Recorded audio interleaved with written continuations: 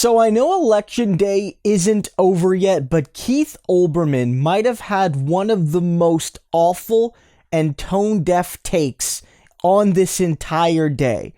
He was covering Donald Trump's interview on Fox and Friends, which we covered, and he said the following. He said, yes, at real Donald Trump has always been, will always be, and on the day of his bid for re-election still is, a whiny little Kunta Kinte. And what he's trying to do there is a play on words with the C word that's often used as an epithet against women.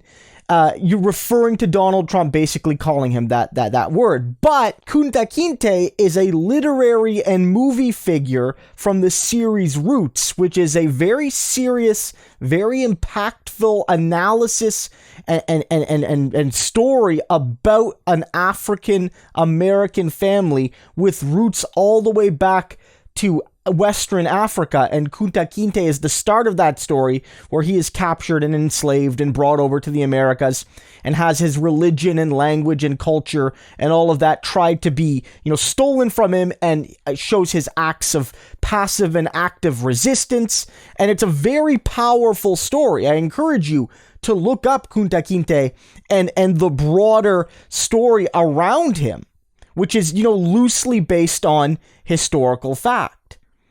And on this day, to try and mock Donald Trump by referring to an African, quasi-historical and literary figure who suffered at the hands of white supremacy and these sorts of things is beyond the pale.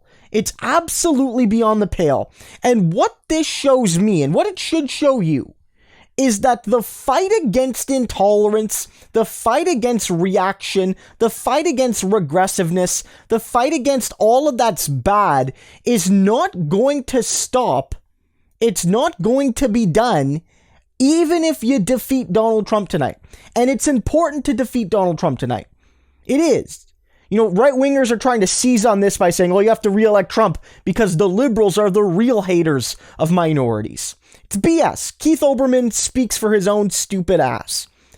But the point is, there are lots of people like Keith Olbermann who identify themselves as liberals or as Democrats or progressives or what have you, and then act like monsters and throw around words that have deep meaning to people to insult their enemies without thinking about those marginalized people.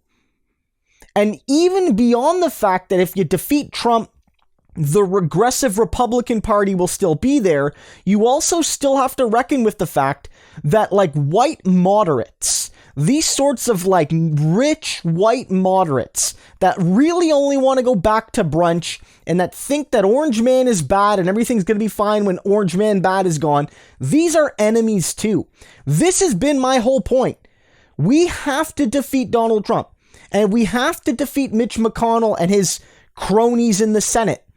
But then the real fight starts, guys, because the Democratic Party establishment, the Keith Olbermanns of the world, the white moderates of the world, the people that think that we can go back to brunch of the world, they need to be defeated too if we want to build a society of economic, racial, and environmental justice. If we want true justice for African Americans, if we want Medicare for all, and if we want a Green New Deal, these losers have to go down too.